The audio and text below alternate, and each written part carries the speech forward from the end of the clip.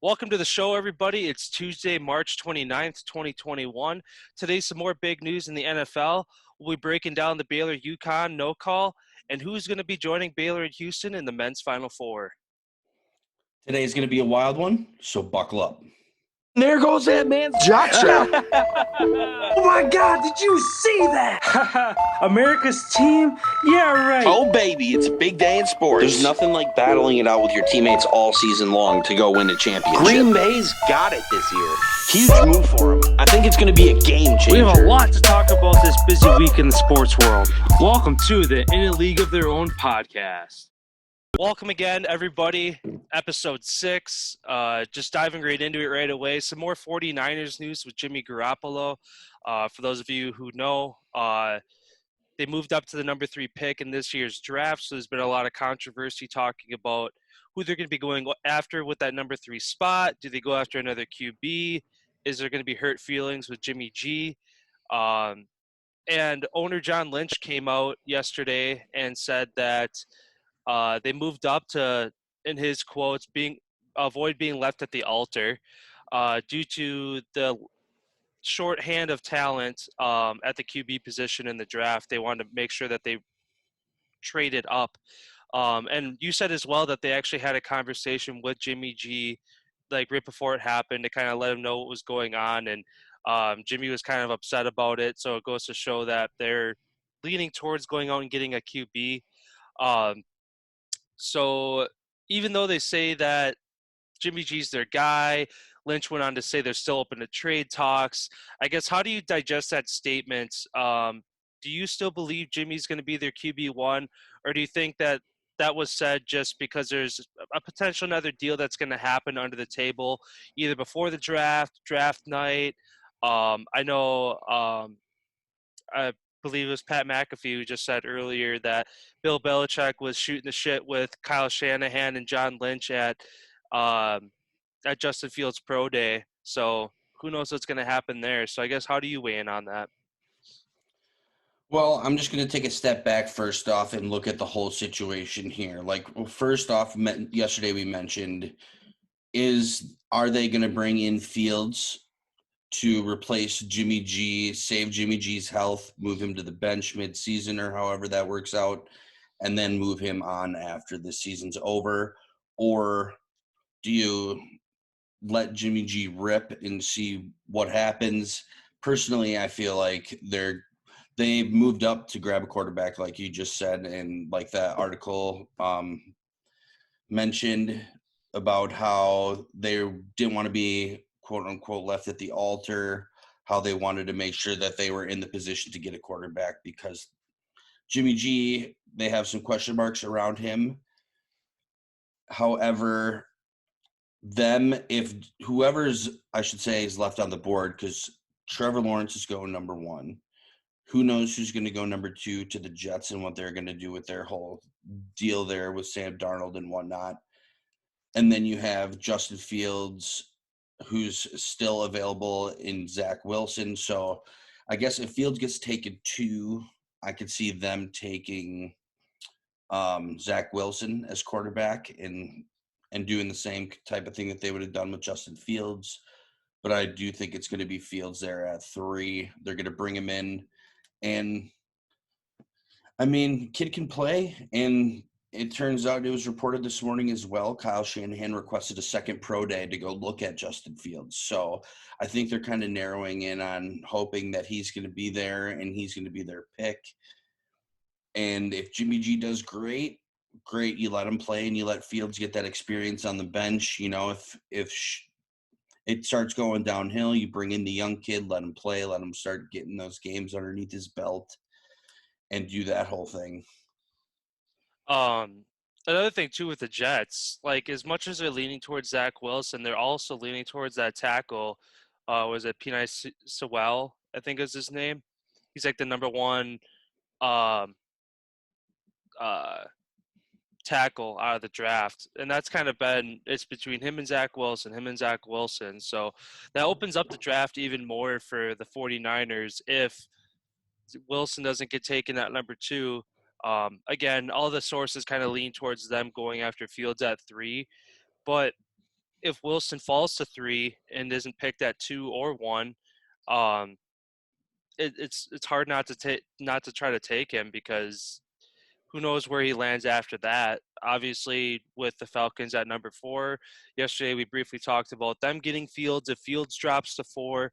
So honestly, that number 2 pick can shake up really 3 through 10. Honestly, if Wilson gets taken at 2, everything kind of falls into line after that. But if they go out and get that tackle, then it kind of shakes things up for the next handful of picks after that. So it'll be interesting to see, and I kind of hope that is the case, where the Jets or even the 49ers don't go after Fields or whatever it might be. It's always nice to see some shakeups on draft night. The first pick is always a set in stone thing. That's been a thing for as long as I've been alive to remember NFL drafts. But after that, it's always nice to see everything up in the air. Otherwise, what's the point of having a draft when everybody could just sit at home and say, "Yep, literally rounds 1 through probably the end of 2, everybody knows who they want, and then that's it. You don't even have to announce it, really. Everybody just picks their guy." But yeah, I'm just hoping for some shakeups and see where these guys fall if they do down the draft board.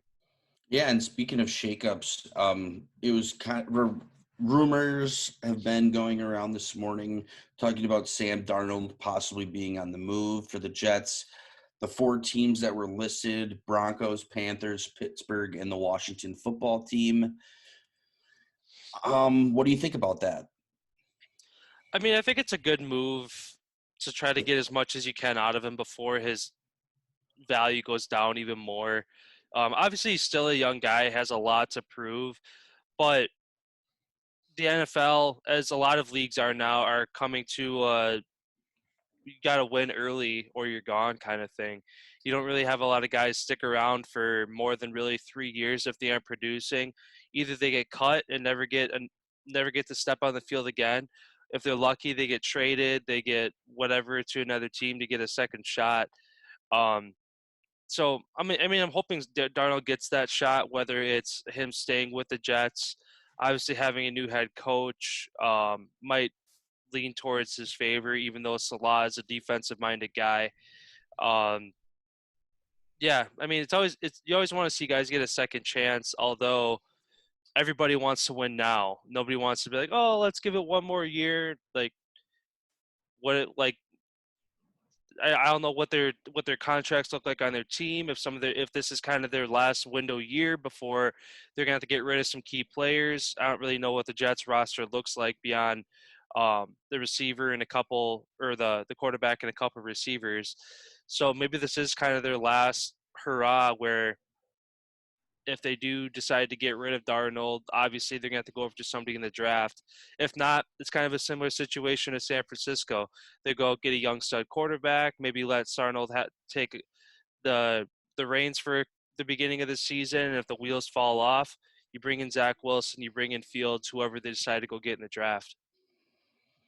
Yeah, and out of those 4 teams for trade-wise, the Pittsburgh, Big Ben's kind of come into the end of his career. They got Dwayne Haskins on the bench behind him. He could potentially fit in there and be competition with Dwayne Haskins there for the starting job once Ben moves on. You got Denver. Drew Lock, absolutely terrible. I don't know how he ended up making it through, but congrats that he didn't got paid. Good for him. He'll be a free agent for a while. I feel like he just is way too inconsistent. He needs a lot. I feel like he needs more experience and maybe needs to come back around the block again, like some quarterbacks get that chance to do. Carolina, they got Teddy Bridgewater up there. I think he could be a good backup fit for him even. Teddy kind of gets hurt every now and then, misses a few games here, and now with that 17th game added in, it's just more beating players are going to have to take. And then I don't even know who they have over in Washington for their quarterback. Taylor Haney right now. Maybe you do bring Sam Darnold over to Washington. Otherwise, a known guy at least who's got some type of hype at least. Teams, there's a lot of buzz right now, in Washington with their football team, with the whole name thing, new ownership potentially coming in. I know Jeff Bezos' name has been involved potentially. So it's a lot of buzz right there, and I think that could be a decent move. Do you know where Washington's sitting in the draft? I mean, they won their division at 7-9. I'd probably have to say late teens, early 20s if I had to guess. Let me pull it up quick. One thing I Okay, wanted to add, though, oh yeah, go ahead. as far as you mentioned Carolina, draft pick. I think Carolina would almost be the best fit for Sam Darnold because of Christian McCaffrey. He can take a lot of the weight off of Darnold's shoulders. Kind of all the other teams you mentioned. I mean, in Pittsburgh, you got James Conner, who's. But I thought McCaffrey wanted out, though. I mean, for this year, it seems like he's staying put.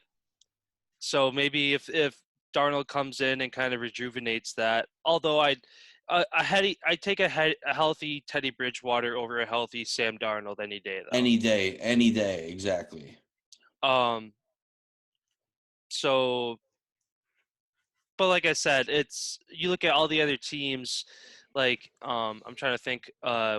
Gibson, he was a rookie last year for Washington, a decent rookie. So if he has another breakout year, maybe that'd be a good spot for Darnold to land. Otherwise, yeah, Darnold isn't going to come in and take over a team. He's going to need some help, whether it's a running back or some receivers, maybe a stud tight end that's going to kind of carry the weight for him a little bit too. He's not going to come in, steal the show, and start zinging passes and have an amazing year. Trying to see here where So they have the 19th. They have the 19th. Yeah, I see that now. So the 19th pick. There's probably not going to be a quarterback.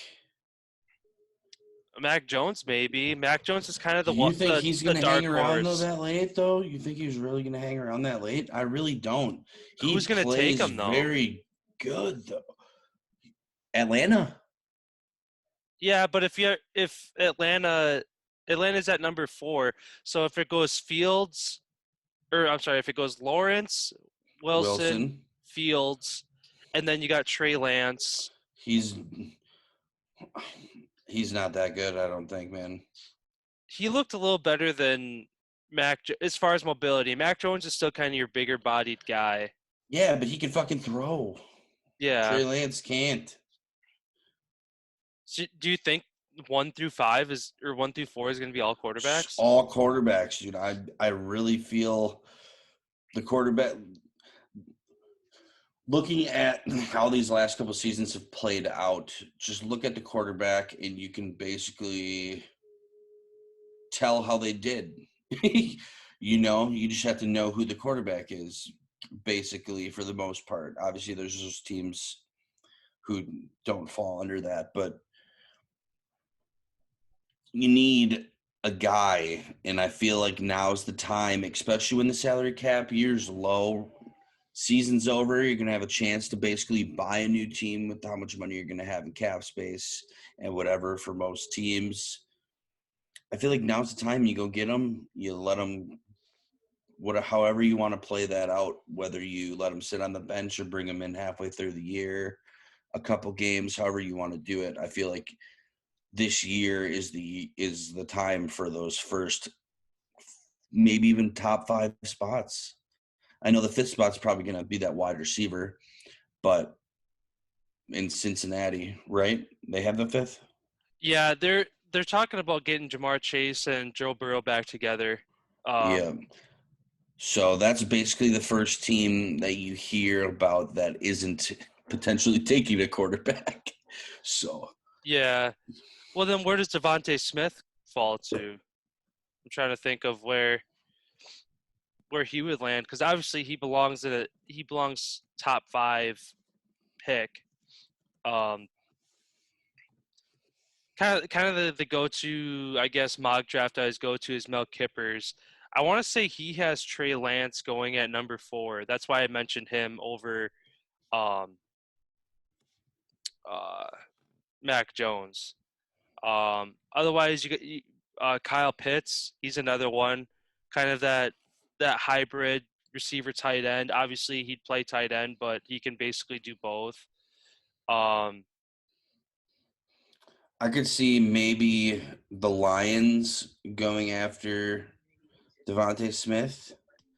Now that they brought Goff in, maybe give him a weapon to throw the ball to.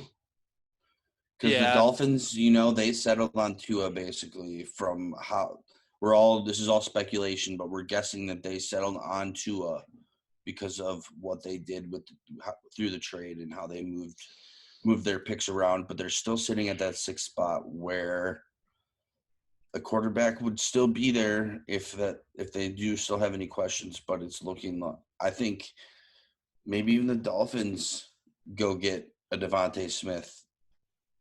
yeah. I feel like the Lions definitely need to go out and get a receiver, especially that they just lost Kenny Galladay.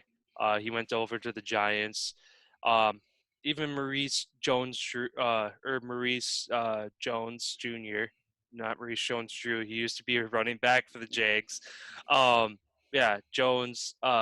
He's kind of been on the fence too about wanting out, which I don't blame him because he's more of a receiver 2 or 3, but he's now the receiver 1 on that team because Galladay's gone. Otherwise, Quintez Cephas, I think he's still on that team, even though he isn't utilized too much. Aside from that, TJ Hawkinson is probably going to be their number 1 guy with catches, honestly, if they don't go out and get somebody in the draft. Waddle, too, from Alabama. He's another really good receiver. He was battling injury, and it was awesome to see him play in the national championship, even though he should have sat out and they would have won without him anyway. But that goes to show, again, he's got that grit, even being a young guy or smaller receiver, kind of like Devontae Smith.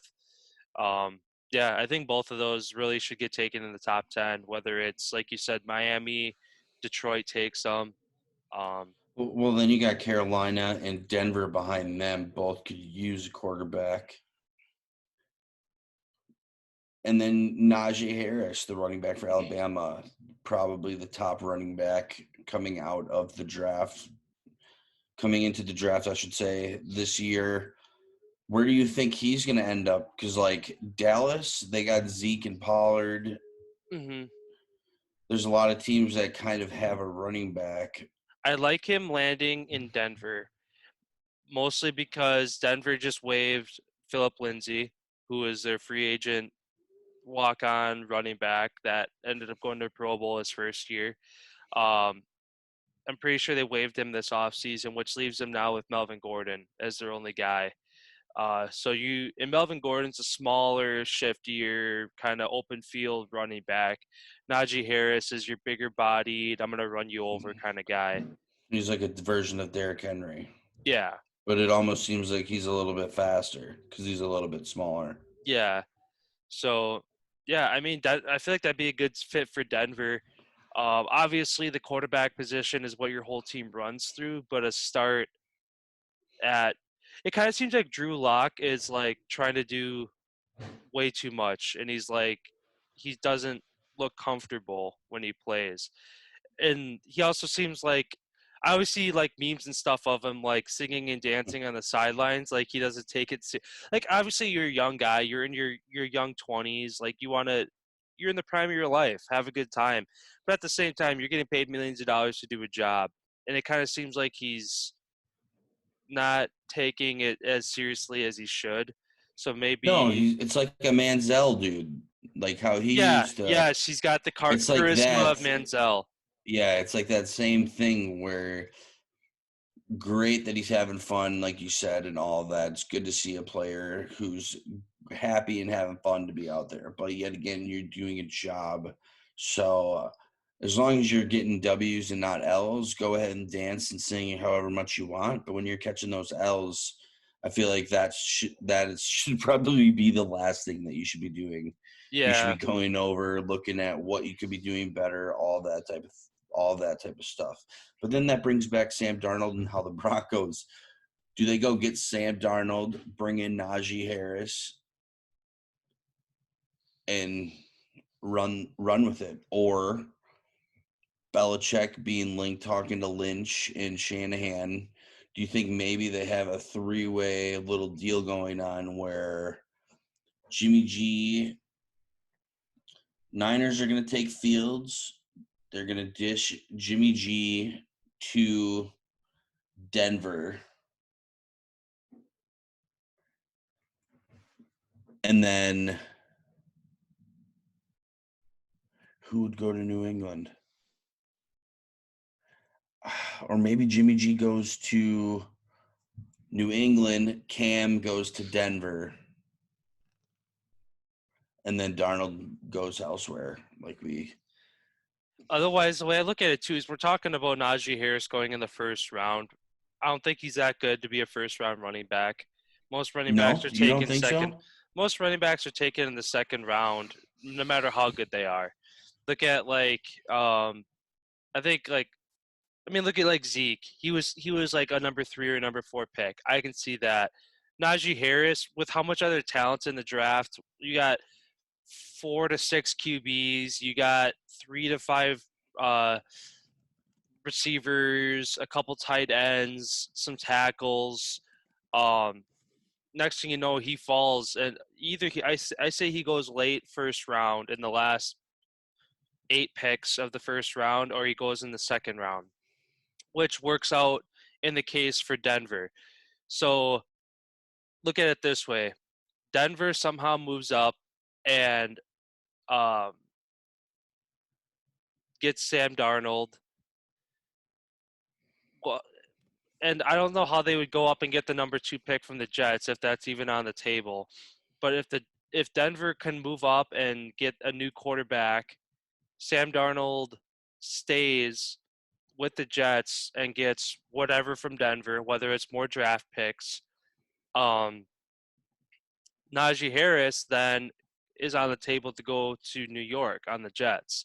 Because right now, all they have is Frank Gore, who's like 60 years old and still fucking kicking, but he's not going to be there forever. So they're going to have to go out and get somebody to back him up soon. I mean, obviously they already have somebody in tandem with him. Can't tell you who it is, but I don't know. It's kind of a long stretch thing where that would have to happen for New York to get that kind of deal done. And obviously, it sounds like they come out better ahead than Denver would. But there's always conditional 2022, 2023 picks down the road to kind of make something like that happen. But you never know. I really think he was the only guy that pretty much went out and killed it. The only other decent running back that I can even think of off the top of my head that's in the draft is Travis Etienne from Clemson. Yeah. I really think. But who's hurting? Who's hurting for a running back that bad right now, though? Because most teams don't have like one running back, and they're like, oh shit, if he gets hurt, we're fucked. Most teams have a tandem running back duo right now, just because they understand whether it's just a third down back. Otherwise, if they're more of a run-heavy team, they need to give the other guy a breather. I can't really think of a team right now that has only one running back that, aside from like the Jets, because like I said, Frank Gore is kind of the vet and like if he even gets most of the reps, but he's just the only one I could think of on the Jets where somebody would need to go up in the first round and go get either Etten or Najee Harris. Well, Arizona Cardinals, they could use a running back. Who's their running back right now? They lost Kenyon Drake. Oh, yeah, that's year. right. So all they have is Chase Edmonds, who I don't really know who that is. So they could use a running back right there. like you said, the Jets, they could use one at 23. The Steelers also could use one. They don't really have a running back who's a great backup to James Conner. Yeah, I feel like those three teams right there could all be 100% in and down. And Tampa Bay, who knows? You know what I mean? Mhm. Report came out a little bit ago. Reports running back jobs still open despite Leonard Fournette's return to the Buccaneers. So who knows what they're going to do down there? They could sneak down there. I believe they have that last pick. Yeah, that's what I say makes more sense for a running back to get taken is in the last couple picks there. Um, Green Bay doesn't need one, although I wouldn't put it past them to go out and get one because they never do anything that makes sense in the draft lately. Um, so kind of going process of elimination. You got the Bucks, Chiefs. Chiefs just got um, Edwards-Helaire, so they don't need another running back. Bills have Singletary, who they just drafted 2 years ago or last year. Um, he's been solid, probably going to come out and have another breakout year. And then after that, you go to the Packers, and then beyond that, you have Seattle. What about Seattle even? No, They've they always brought been Carson hurting. back, but they Yeah, brought but Carson back. he can't stay healthy though. They went down to their third string guy how many times this year because the first two were hurt. But I feel like running back is the least of their concern right now. They got Russell Wilson, who's their main concern right now, and how they're going to deal with that whole thing. So I feel like running back is probably one of the last things that they need to rebuild that defense before they really, I feel like, should start addressing the running back position. Carson's when he's in there, but you never know. Or how about the Falcons? After obviously number 4, they're either going to go get that tackle or they're going to take a quarterback. But they have that number 35 pick. They could take him to. Mm-hmm. I mean, Todd Gurley. He's got a lot of miles on him, man. Yeah, He's been through the ringer. I can see. So Yeah, they're trying to use Todd Gurley like a number one back when he should really be like a number or a third down running back, or when your number one needs a breather kind of guy. He just doesn't look the same right, since and like 3 years ago. that is very true. Since he, yeah, like you said, went through those injuries, it's tough to come back from those, especially when you're a running back. And as a running back, you've been taking those hits since you're a little kid all the way through. So it's good to see him still playing, though. I think he's still making some pretty good coin. Oh yeah, even if they suck ass and blow 20 some point leads every game. but they did bring in a new offensive coach, offensive minded, that Arthur Smith from the Titans. So they already have 2 guys from Alabama there, Julio and Calvin Ridley. So bring in Najee. Just make it basically the Alabama squad. Yeah. Yeah, that's a good. Yeah, if the Falcons have that 35th pick, I'm trying to think even like what about the Jags? Because the Jags would be number 1 and then number 33. They don't really have anybody notable at running back right now. I couldn't even tell your running back on that squad. Same with the Bills. Devin Singletary. He was a rookie last year. Oh yeah, okay. He had a decent year. But yeah, the Jags. I could see even the Jags. Got like if neither Etten or Najee Harris are taken in the first round, it's going to be a bloodbath to see which one of those first five picks in the second round go out and get them, because it seems like all those guys need them. The Jags could use them, the Jets could need them. The 49ers are sitting okay if they're even sitting in that third spot in the second round. I don't know if that was a part of their deal to move up to number 3 if they had to give up their second round pick. But But otherwise, they got Tevin Coleman and Raheem Mostert, both a good tandem for them. But then, yeah, Falcons could use them. So it'll be interesting to see. I feel like both of them either go – there's going to be like a 10-pick window where both of those guys are going to get taken, either the last 5 picks of the first or the first 5 picks of the second. Those two aren't going to make it out. Yeah. How you said you didn't know who the running backs were for the Jags. I had to look that up because I didn't even know myself. Divine Ozigbo, who's young, and Jeremy McNichols, and they also have James Robinson. So Jeremy McNichols. yeah, that's his name. Jeremy Yeah. McNichols. Ozigbo I've heard of. The other, like, once you said it, I was like, okay, I've heard of him. Don't know what he looks like or like what he did this past year, but Okay, scratch that. McNichols is now a Tennessee Titan. So they have Ozigbo and who did I say? Robinson. Those are the two guys that they got down there. So yeah, they could definitely Use a running back. Yeah, absolutely. Yeah, I mean, hey, sticking with the Bills real quick. How about the new stadium name change? yeah, Highmark Stadium. It's exciting. Don't even know what Highmark is, but Nope, me either. yeah, I mean it's because it used to be New Era, right? New Era Stadium, and then that contract, however, for whatever reason, that just completely fell apart. So then last year it was just called Bills Stadium. Now it's going to be called the Highmark Stadium, like you had said. So it sounds like the owners of the Bills were pumped to have this happen. Obviously, it's great to have people tossing money because they want their name on your stadium. Oh, but yeah. Great for the Bills now that they got a stadium name. Yeah. It's not just Bills Stadium. Along with the Bills stadium Mafia name, should be going nuts. Along with the stadium name always comes like cosmetic changes too. So I'm sure that stadium's going to get some new looks to it and updated and stuff or whatever.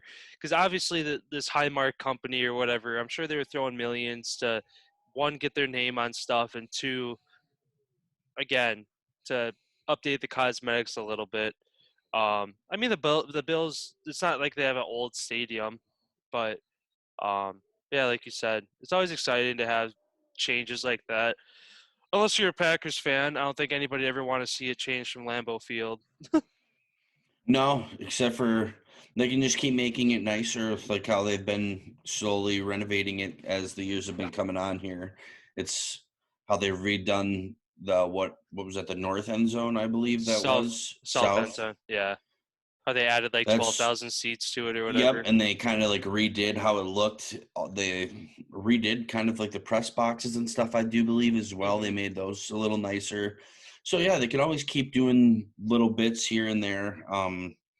Parking lot, be nice if they had like a nice big one around it. But obviously, since for people who don't know, Lambeau Field is located in like a little residential town. Well, it's not a little town. Well, it's a big town for Wisconsin, but compared to these huge cities where football teams actually are, it's a tiny town. But yeah, it's right in the middle of a residential, basically, neighborhood where you got restaurants and houses and all that right around there. So there's not really area to park. No. Yeah, I was surprised because it was a good addition, that Titletown district across the street where they got that field and they have a brewery and they have like a field and an ice skating rink and all that. Like all that was a cool addition because I'm pretty sure it used to be like a Kohl's or a Kmart or something right there and they tore it down. But that's a lot of parking that they could have added there instead. But I mean, obviously they did the math and apparently, there's a hotel there too, which is like a fucking like 4 or 5 star hotel. So, and sure, since its own.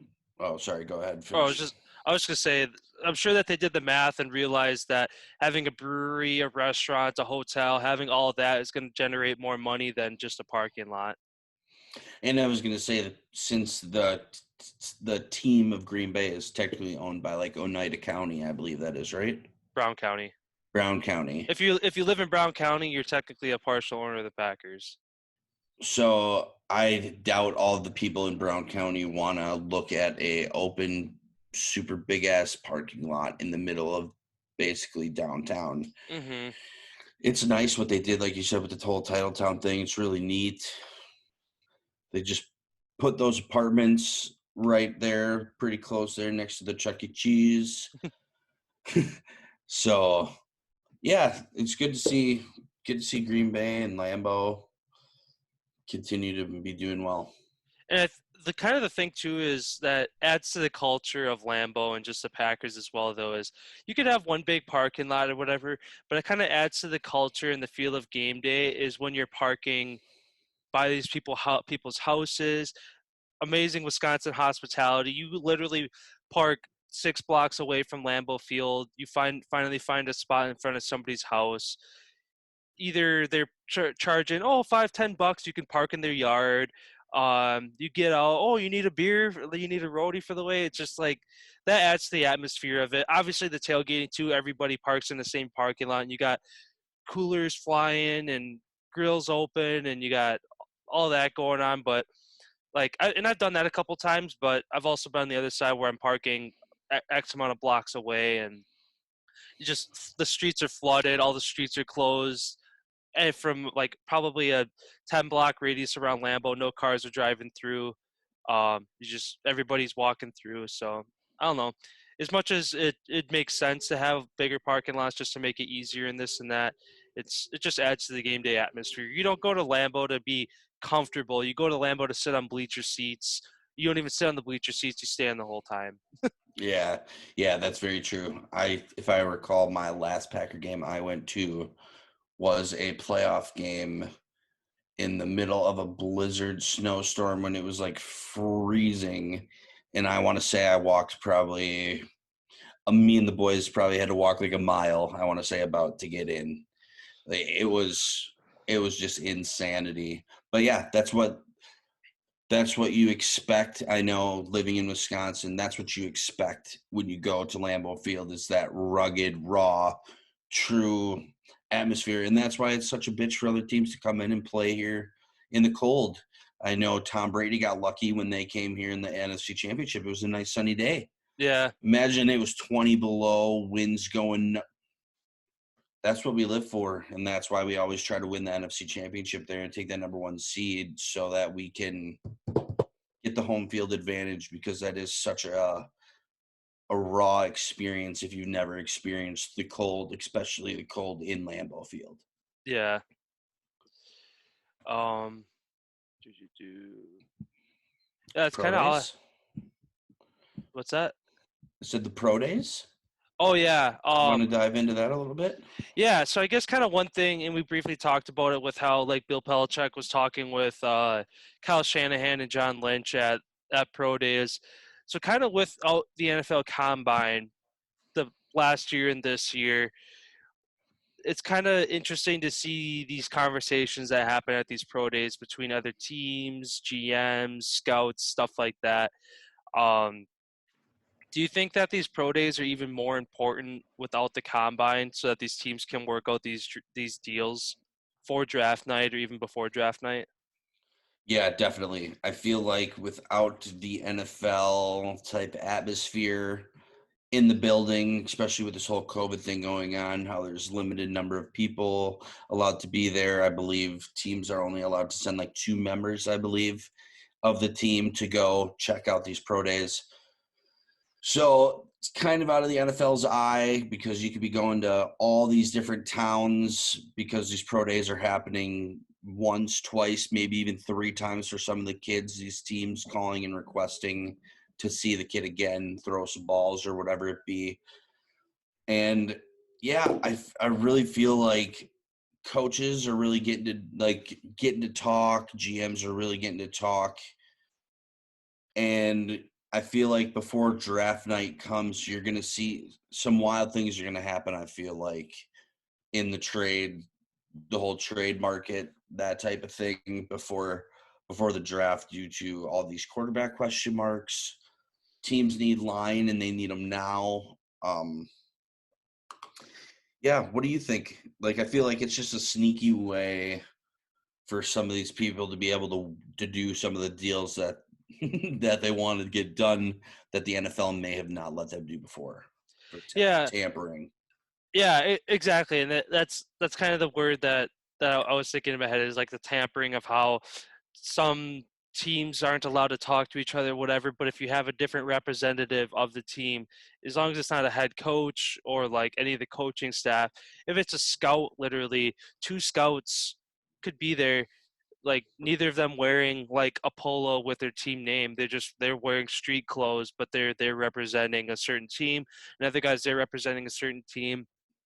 They could have a conversation that they relate to each of their own teams as far as a deal that might go down versus where teams could get in trouble if they're trying to meet behind closed doors or even like having phone calls or Zoom conferences, stuff like that. Stuff that's more public and known where these teams can get in trouble for talking to each other. Um, and one thing I'm kind of looking forward to draft night is a lot of times you see right when the draft pick is like when Goodell goes up to announce the draft pick. With the number 4 pick, this team traded their team to this team, so this team is picking this person. I feel like you're going to see that a lot more this year. Um, Obviously, the big deal again with the 49ers, Dolphins, and Eagles is kind of the biggest one that went down pre-draft. But I feel like there's going to be more of those that happen on draft night where the team that holds that pick is they're going to have somebody buzzing in their ear saying, hey, we'll give you this and this and this if you let us come up and take that pick. Um, which again is going to shake up the draft even more because we kind of have our number 1 through number 5 kind of spots solidified. But what if one of those spots, I think the Jags are kind of set. Anything beyond that is still up in the air. Where what if the Jets trade their pick to Carolina or some other team? That shakes up everything again. Um, so yeah, it'll just be interesting once draft night comes with these pro days to see what kind of conversations happen and what results they're going to lead to once draft night comes. And being a Green Bay fan here, what do you think the Packers are out there weaseling, trying to make any deals to go maybe potentially move up, which is something unheard of for the Packers to do in the draft? But do you think that it's about time that we go get Rodgers a weapon, man? Whether it's going to get Kyle Pitts and you throw him at wide receiver, or you bring him in and you run 2 tight ends because that Sternberger and Tanyan are phenomenal tight ends, at least blocking and catching. So you bringing in another big guy like that could just help. Or you move up and you maybe try to go get Devontae Smith, someone out there who can definitely make plays for you on the offensive side. Yeah, I mean it's something we're always hopeful for. The Packers like rarely, aside from their 2-year slump where they missed the playoffs, even then they still found themselves in the middle of the field for the draft where they really weren't high enough to get the top like 5 guys that are sought after in these drafts. So, I mean, it depends what they have to give up. I don't know how many draft picks they have this year that they'd be able to give as conditional picks, unless they'd have to go into um, their 2022 or 2023 draft picks. But yeah, I mean, it'd be great to see them move up. Like you said, it's something that they really don't do is kind of try to work some deals behind closed doors and try to move up and stuff like that. They just kind of take what they can get and go with that. And that's just how it's been year after year. But yeah, this is definitely the year for them to do it, whether it's Kyle Pitts, Devontae Smith, Jamar Chase, Jalen Waddle, also at Alabama. Those are just a couple guys off the top of my head. Rondell Moore out of Purdue. Although he seems like more of a guy that would fall to where Green Bay be able to get him with their pick at 29, I think is what they're at, if I remember correctly. Yeah, we're at the 29th, and then we have 10 picks this draft. Okay, that's pretty good. Because usually like six to 8 is kind of the normal amount, so they have more than usual. And I think Seattle's kind of fucked this year. I didn't realize that. I think Seattle has either 2 or 3 picks in this year's draft, and that's it. If you want to pull that up, which is going to be even more difficult for them to go out and try to get rust and protection while still trying to get some value out of the draft with only having a couple picks. But yeah, I want to say they only had a couple picks for this year's draft. They have 3 picks. 3 picks. So yeah, they're getting 7 less guys than the Packers in this draft. Oh, Yeah. man. Yeah, they are after this year. So, which again, kind of circling back to the whole conversation of Russell Wilson potentially being on the move. If they value Russ, they go out and get some line protection for him, even though they only have 3 picks to go out and get stuff with. But I mean, I guess I respect if they don't at the same time, because they have other parts of that team to focus on, where only bringing 3 guys in from the draft, they can only do so much. Okay, so that was false news. Sorry about that. So they have 3 guaranteed picks. They have potentially 1, 2, 3, 4, 5 potential picks out there. Their first pick is the second round 56th overall pick is their first pick in the draft. And then they have a potentially 1 pick in the 4th, 1 in the 5th, 1 in the 6th, and 1 in the 7th. All that is to be determined at this time. So, yeah, the Seahawks have put themselves in a tough position, especially they lost a lot of that draft capital getting Jamal Adams last year from the Jets. Yeah. So they kind of put their backs against the wall here, and you got Russell Wilson not happy. I really still feel that he is going to be on the move here before draft night is over. And Yeah. they're going to have to do some type of overhaul where they're going to have to get some picks potentially out of a couple teams. Like, I don't know who are some teams that are sitting good right now that don't really need the picks. Chiefs, Bucks, Raiders. Don't the Raiders have like a shit ton of one? Because they keep getting rid of people for number 1 draft picks. I feel like the Raiders always have more than 1 first round pick damn near every year the past couple of years. But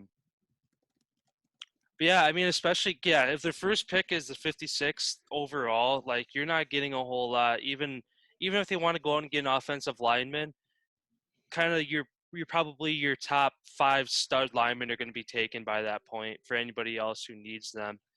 So if I don't see Seattle having enough in their bag to be able to keep Russ and then go out and get changes done to make him happy.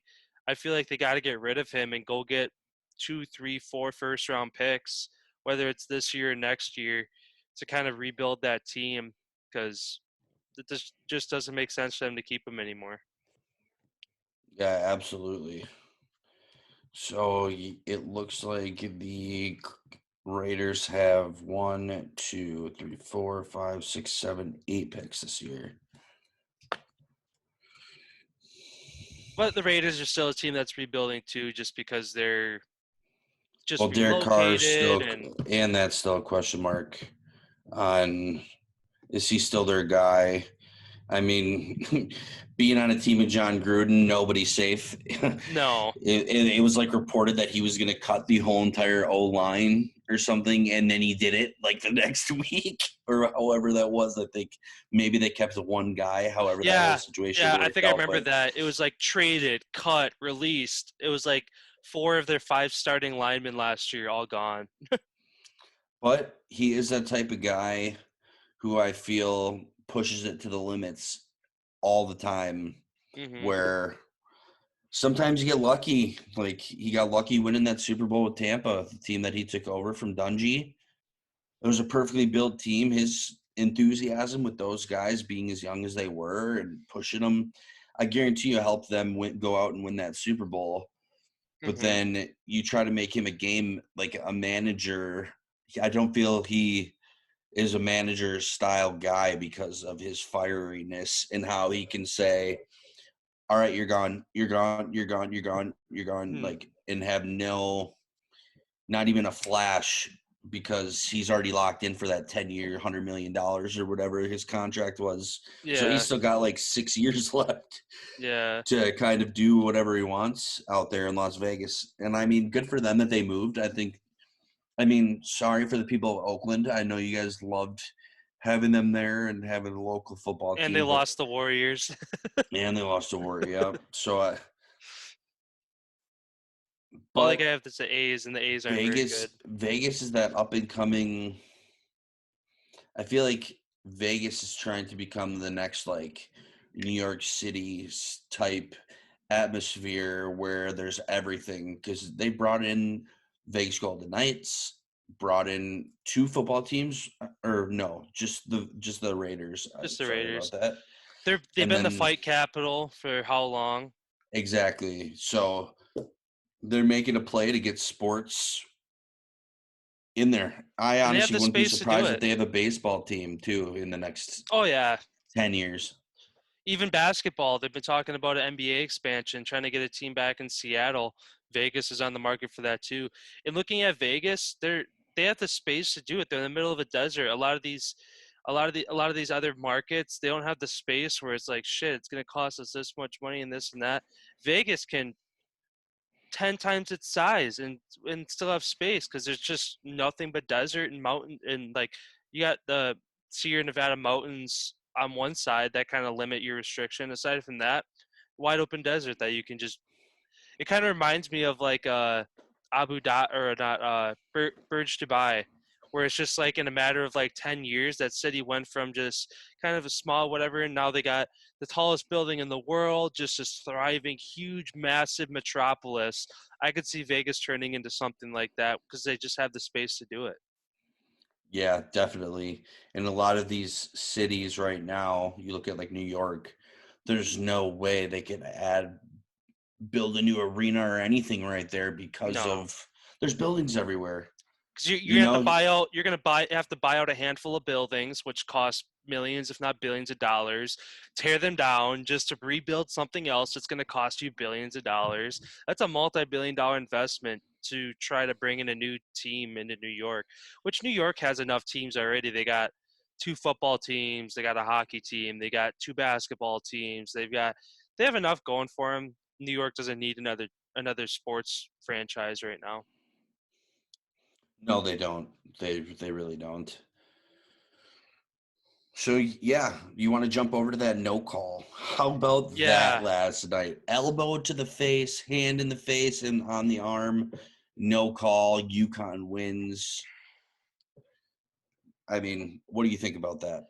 Yeah, I mean, it's always – that's a blessing and a curse of human error in refs in any sport. Whether it was error that it was missed, or whether it was the refs kind of not wanting to tarnish UConn's perfect season, always being there with Gino, running them for basically being undefeated almost every year. I think they're 28-1 this year, so they only lost 1 game. UConn's always kind of been the face of women's college hoops.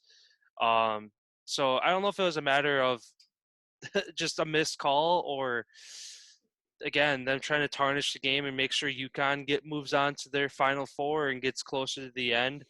But yeah, just what I watched the end of it last night, and just watching it, you could see as soon as it happened, all 5 girls from Baylor on the court stopped. They didn't even go for the rebound. They weren't concerned about, oh shit, the play's still going. Everybody thought it was a foul. The coach was fucking irate and just understandably so. But yeah, everybody but the refs thought it was a foul. So and you got to have some sort of instant replay, microphone in the ear of the ref at that point saying, hey man, you fucked up. That is a call right there, because Baylor could have won, Oh yeah, they would have went to the line down 1. You guys sink at least 1 to push it to OT. You sink both with, at that point, either 0 time left on the clock or 0.2. Yeah. Not enough time to get even a tip off, really. But yeah, I don't know. It's always nice to see these legacies kind of build, but UConn's kind of been women's hoops. as we talked about in previous episodes, it's always the 1 and 2 seeds basically make it all the way through every year. Always UConn being one of them, North Carolina State. They're kind of the two big two. Otherwise, I'm trying to think of the other ones this year.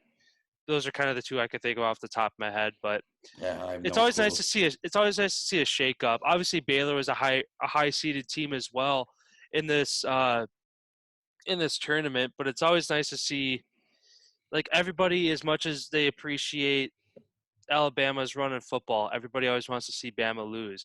I'm always the same way with UConn hoops.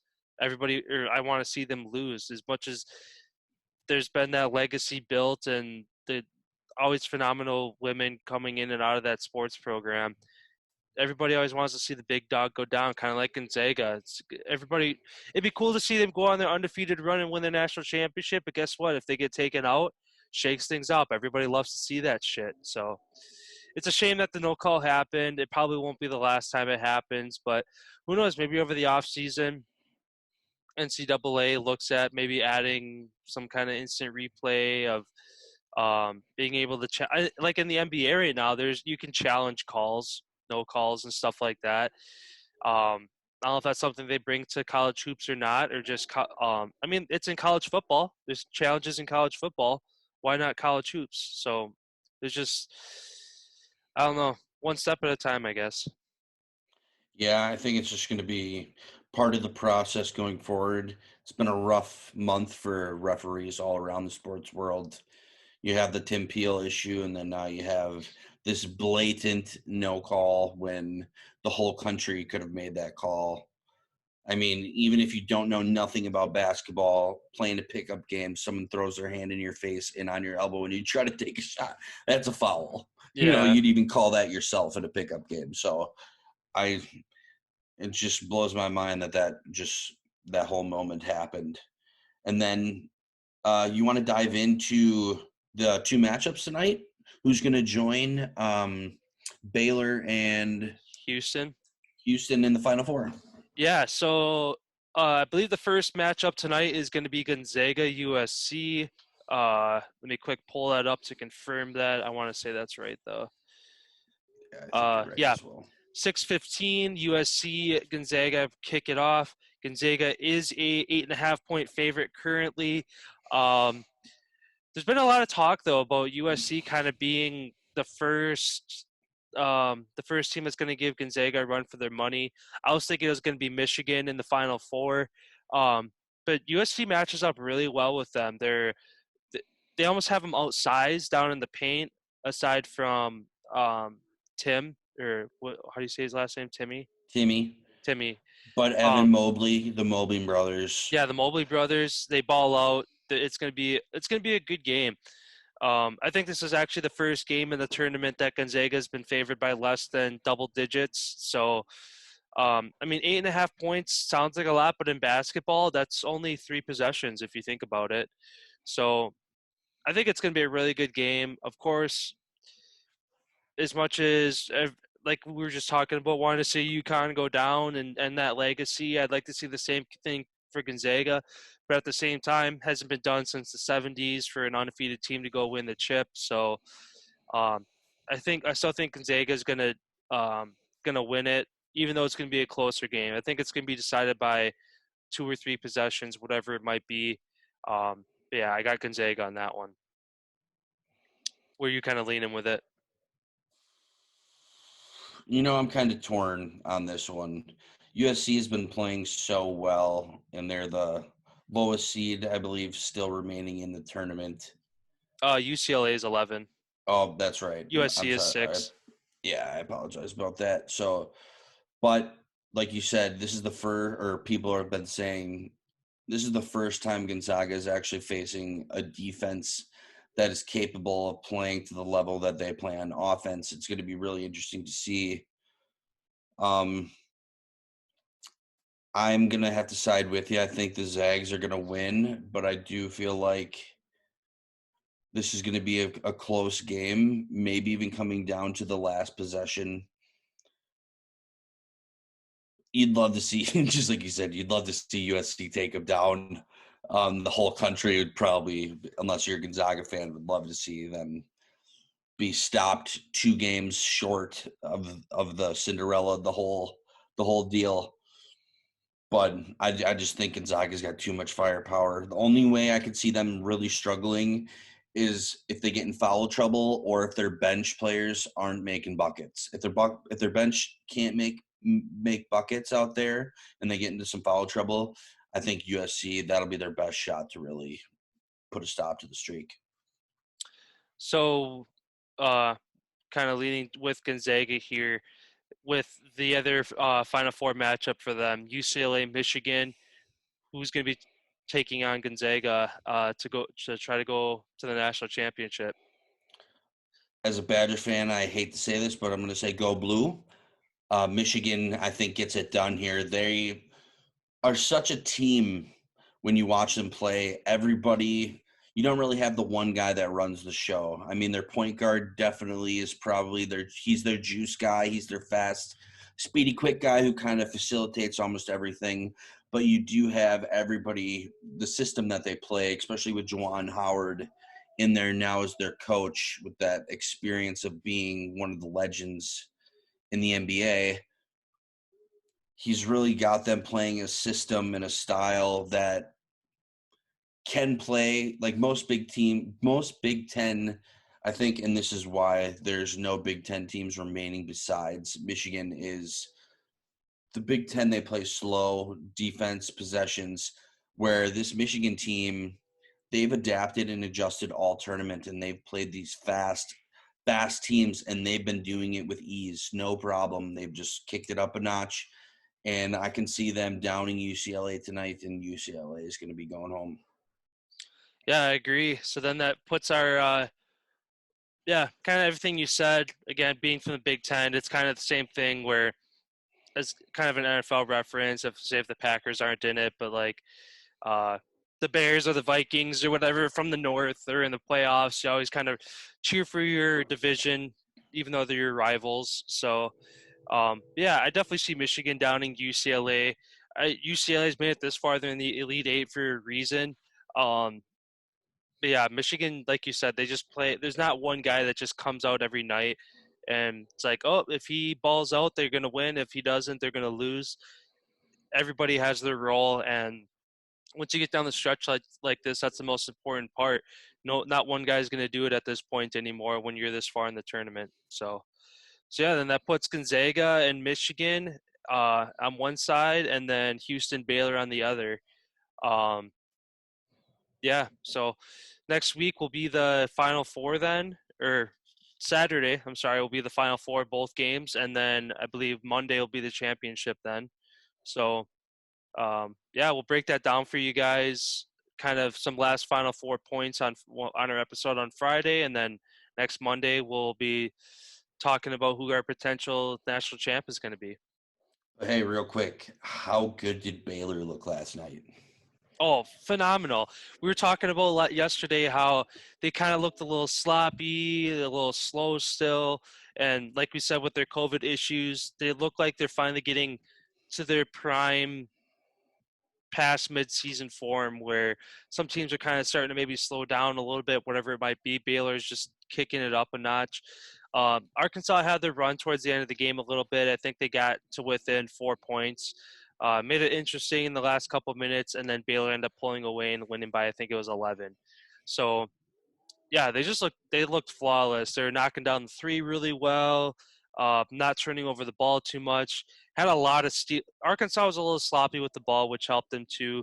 Trying to get the ball down the court a little too fast, and Baylor's snagging some steals and running to the other end for some quick fast break points. Arkansas had 15 turnovers last night. Yeah, so that won't get it done when you're playing a team like Baylor. No, who can score. Just looking last night, they had 4 guys over 10 points. Everybody on their bench had at least 4 points, played at least 13 minutes. Teague, dude, can hit threes like there's no tomorrow. Davian Mitchell, their point guard there, who seems to be the facilitator and kind of run things through there. guy's unbelievable. Watching him almost turn it on when he has to. It's good to see them pull it through. I didn't get a chance to see the Houston game, so I don't really can't say anything on that. That one, they looked, I wouldn't say looked dominant, but they were in control the whole game. I mean, Houston, they're kind of a similar team to Michigan, where it's not one guy that comes out every night. It's kind of a team effort. I mean, it's hard to say there's faults to them because obviously they're in the Final Four. But yeah, that'll be a good matchup on the other end as well. Although, like I said, I'm sticking to my word. If Baylor ends up in the championship against Gonzaga, they're going to be the only team that gives them a run for their money. If it's Houston, I don't think Houston has the firepower to get it done. But breaking news: NFL. The 17-game season has now been moved up to this current season for 2021. Wow, I can't believe that happened that quick. especially with people being mad about it. Players are still really pissed. What I'm reading here, the players, some comments are, "We really let this happen. This is really stupid. They're working for the man. I can't believe that this happened. It looks like player salaries are not going to change, but their checks are going to get less because they're going to be paid over 18 weeks instead of 17. So that's also got to piss some people off there who got some house payments and depend on that money being there. Holy balls.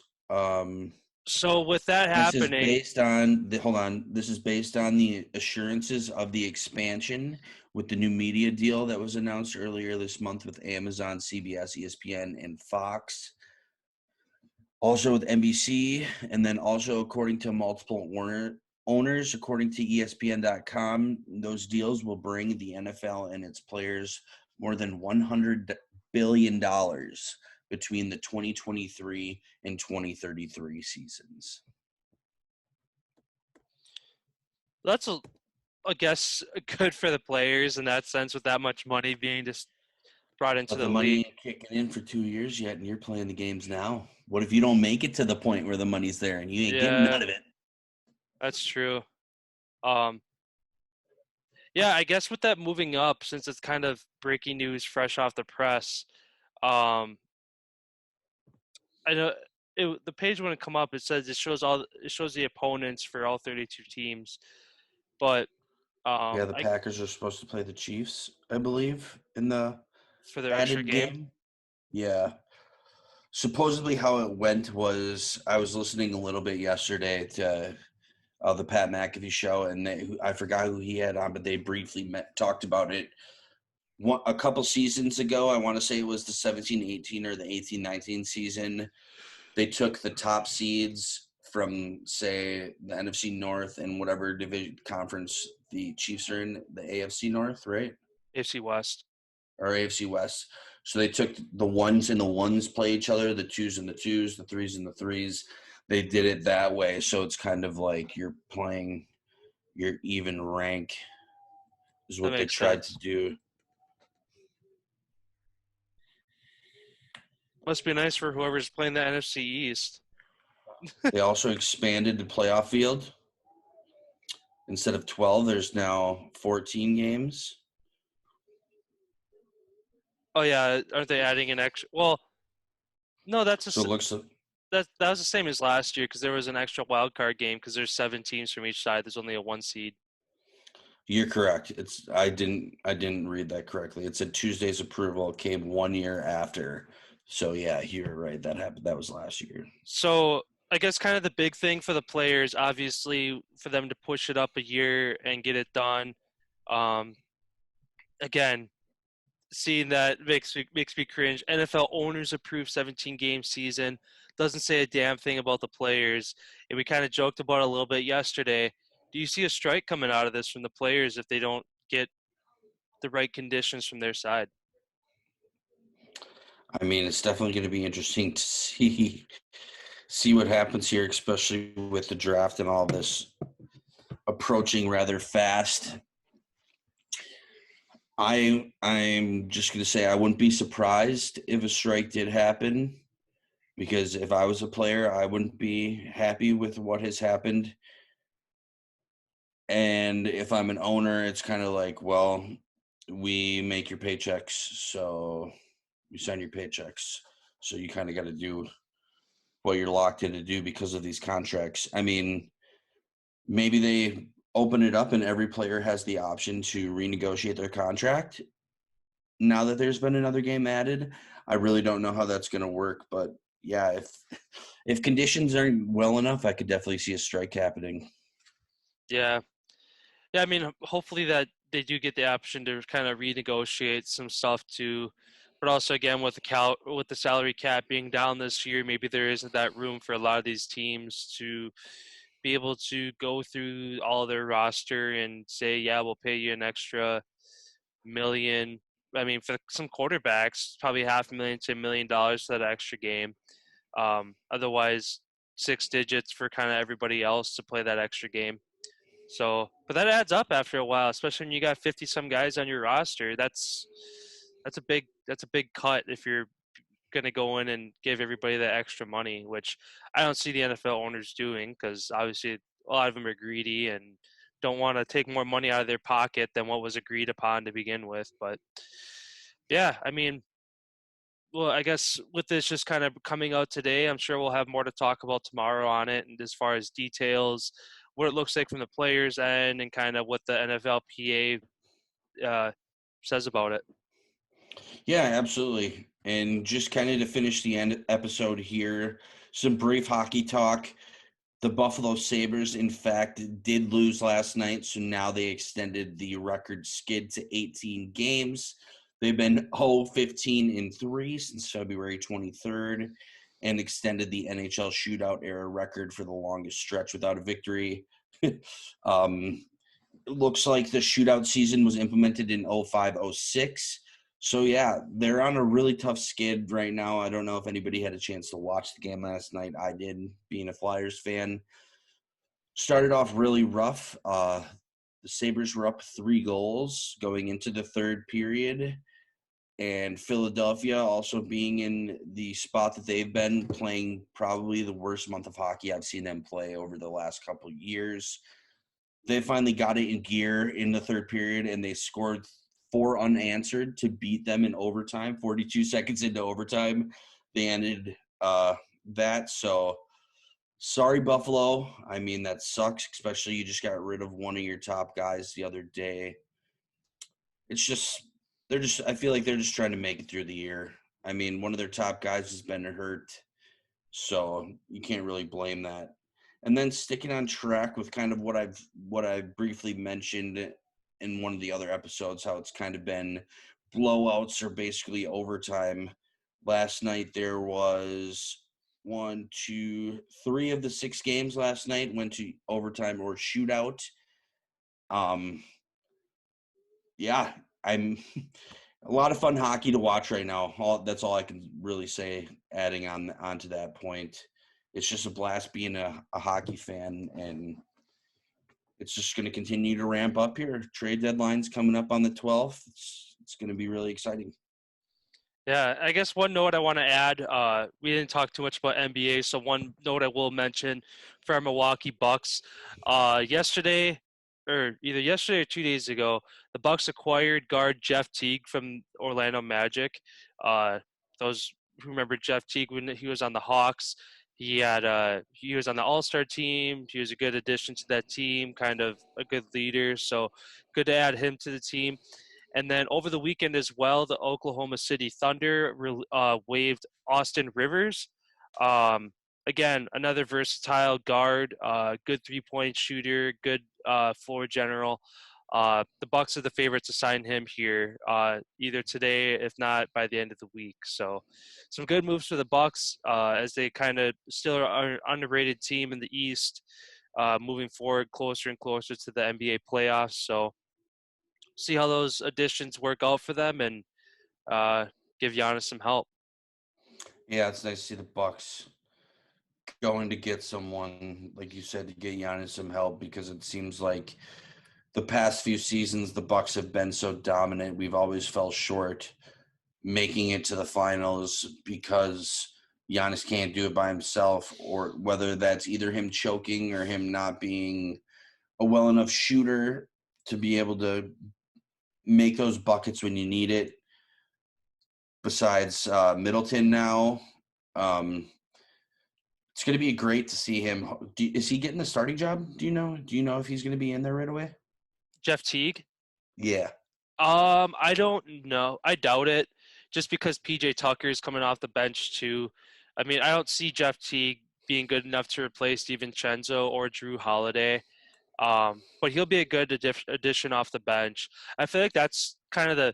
I mean, obviously every team has their all-star starters. That they but as soon as they come off the court, who's taking their place? If it's some nobody, things can kind of get a little wishy-washy. But if you got Jeff T coming off the bench, potentially Austin Rivers, PJ Tucker, Pat Connaughton, those are some good names coming off the bench for whenever your starters need a break.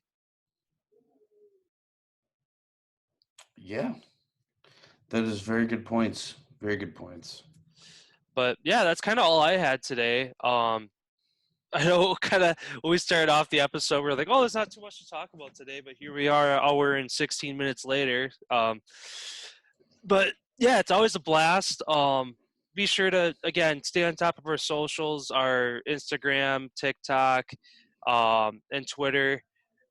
Anything outside the episode that comes out breaking news, usually we try to stay on top of it, releasing it on there, and then obviously talking about it the next day as well. So yeah, appreciate you guys always listening to us. Feel free to share us with your friends, your family, your grandma, your fifth cousin, whoever might be interested to listen. We appreciate it. Yeah, and just to touch on that too, I'm definitely really grateful for this opportunity that we've been presented to be able to do this, and thankful. If it weren't for the listeners, we wouldn't be doing this. So shout out to all you guys out there. And don't forget, if you ever feel like you have anything that you want us to talk about, or you have any questions for us or anything, feel free to just comment on it or reach out, and we'll make sure we take care of those for you. Yeah, for sure. Yeah, whether it's YouTube, Instagram, DM us, whatever it might be. Hey, you guys never talked about this yet. We'll make sure we talk about it, so long as we know something about it. If it's like soccer or croquet or log rolling or something, we might have to do a little research or might stay away from those areas. But yeah, be happy to dive into those topics for you guys. So All right. Well, that's it for me. I think I might get out and hit the golf course this afternoon. We will see. all right, sounds good. I'll see you tomorrow. All right. See you.